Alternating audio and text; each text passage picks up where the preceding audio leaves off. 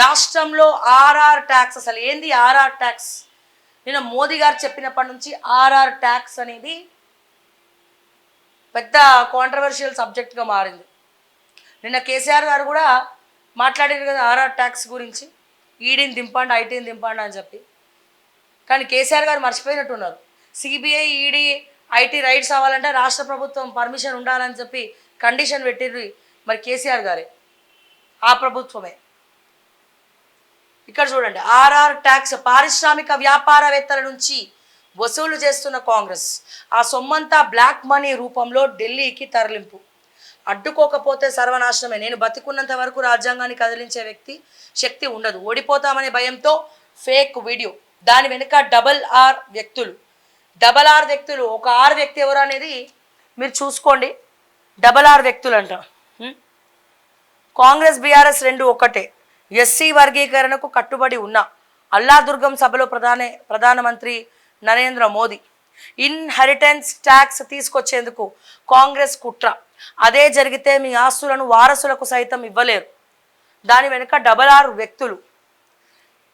ఇది వాస్తవమే. తెలంగాణలో ఆర్ఆర్ దందా అనేది జరుగుతుంది. మోదీ గారు చెప్పింది వాస్తవం. ఇక్కడ తీసుకున్నటువంటి సొమ్మంతా కూడా ఢిల్లీకి పోతా ఉన్నది. కంపెనీల దగ్గర వ్యాపారవేత్తల దగ్గర పైసలు వసూలు చేస్తూ ఉన్నారు.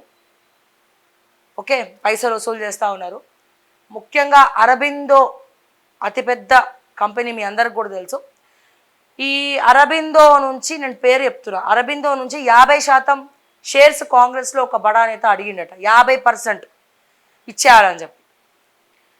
సో ఏంది 50% ఇవ్వాలి? అది ఈ 50% అనేది ఆంధ్రాకు, ఈ అరబిందో ఎక్కువ షేర్స్ ఉన్నవి ఎవరంటే ఆంధ్రాకి సంబంధించినటువంటి ఒక ఎంపీవి, ఒక కీలక ఎంపీవి, వైఎస్ఆర్సీపీకి సంబంధించినటువంటి ఒక కీలక ఎంపీవి.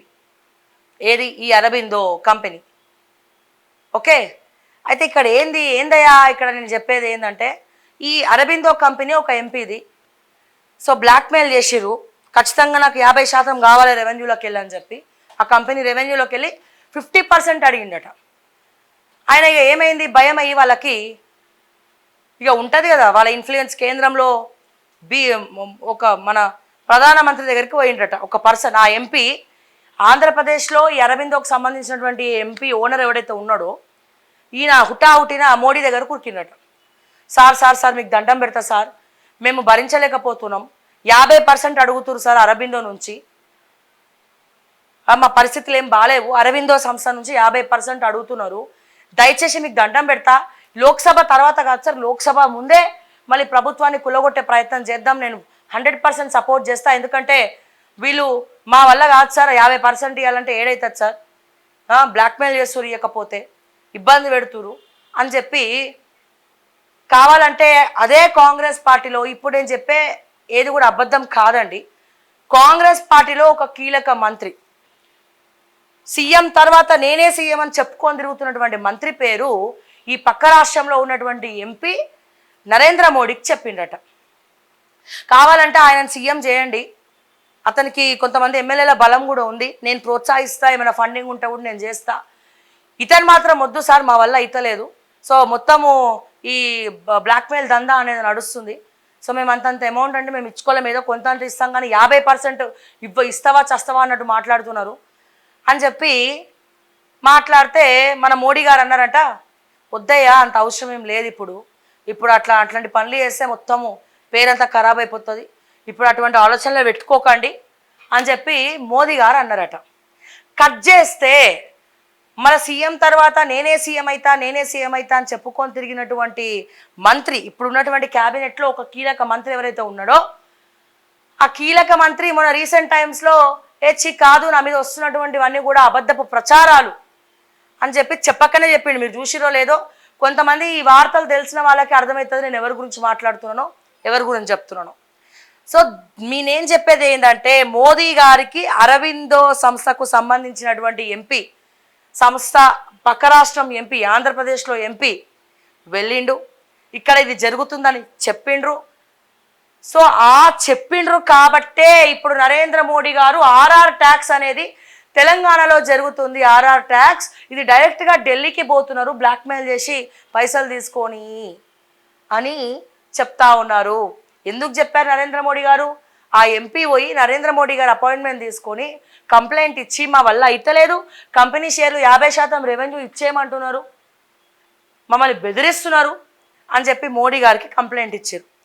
ఆ కంప్లైంట్ని దృష్టిలో పెట్టుకొని నాట్ ఓన్లీ అరబిందో, సో ఏవేవైతే పెద్ద పెద్ద కంపెనీలు తెలంగాణలో, హైదరాబాద్లో, తెలంగాణ మొత్తంలో రాష్ట్ర వ్యాప్తంగా ఉన్నాయో ఆ కంపెనీలు చాలామంది పైకి బలవంతంగా కొంతమంది ఇచ్చినప్పటికీ, బాధపడుకుంటూ ఇచ్చినప్పటికీ ఎక్కువ శాతం మంది భయపడుతున్నారట మనసులో, అమ్మో ఇంకేం తీయాలనో అని చెప్పి.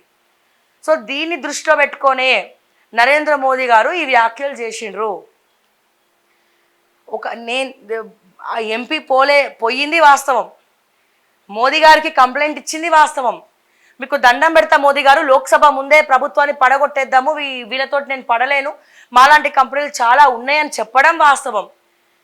కావాలంటే అధికారంలో అదే ప్రభుత్వం ఉంటుంది, మీ డబుల్ ఇంజిన్ సర్కార్ తెచ్చుకోండి, కాంగ్రెస్ నుంచి ఒక కీలక మంత్రి, కొంతమంది ఎమ్మెల్యేని తీసుకొస్తాడు, మొత్తం కదంతా నేను నడిపిస్తా అని చెప్పడం వాస్తవం. సో అది దృష్టిలో పెట్టుకునే ఇప్పుడు నరేంద్ర మోదీ గారు ఆర్ఆర్ ట్యాక్స్ అనేది జరుగుతుంది, కంపెనీలకు వెళ్ళి పైసలు వసూలు చేస్తున్నారు, అది ఢిల్లీకి పోతుంది అనడం వాస్తవం. ఒకదానికొకటి లింకు చూసిరా? ఇవన్నీ మన ప్రజలకు తెలియవు, ఎందుకంటే మన బతుకులు మనవి, పొద్దున్న లేవాలి, ఉద్యోగాలు చేయాలి, జీతం రావాలి, బడ్జెట్ పద్మనాభంలాగా బడ్జెట్లు వేసుకోవాలి.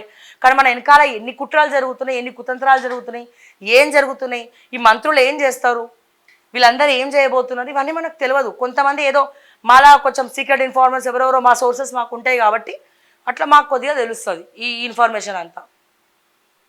సో ఇది మాత్రము అంటే ఇప్పుడు సందర్భం వచ్చింది కాబట్టి ఈ ఆర్ఆర్ ట్యాక్స్ నిజమా అబద్ధమా అని అన్నప్పుడు ఎస్, ఈ ఆర్ఆర్ ట్యాక్స్ అనేది నిజం, వసూలు చేస్తున్నారు. ప్రజా దర్బార్లో వచ్చేటువంటి రెవెన్యూకి సంబంధించినటువంటి, అంటే ధరణికి సంబంధించినటువంటి ఏవైతే అప్లికేషన్స్ ఉన్నాయో ఆ అప్లికేషన్స్ అన్ని మాయమవుతున్నాయి. సో ఆ అప్లికేషన్స్ని పట్టుకొని సెటిల్మెంట్లు చేస్తున్నారు. నేను పేర్లు చెప్పా కానీ సెటిల్మెంట్లు చేస్తున్నారు. సో దయచేసి నేను ఒకటే చెప్తా, వాళ్ళెవరో ఇకనైనా ఇవన్నీ మానుకోవాలి. మానుకోకపోతే ఇక మంచిగా ఉండదు. ఎందుకని కొన్ని నెలల్లోనే మళ్ళీ బ్యాడ్ నేమ్ వచ్చేస్తుంది కాబట్టి అవన్నీ మానుకొని జర జాగ్రత్త పడండి అని చెప్పి మరొక్కసారి నేను హింట్ ఇస్తున్నాను.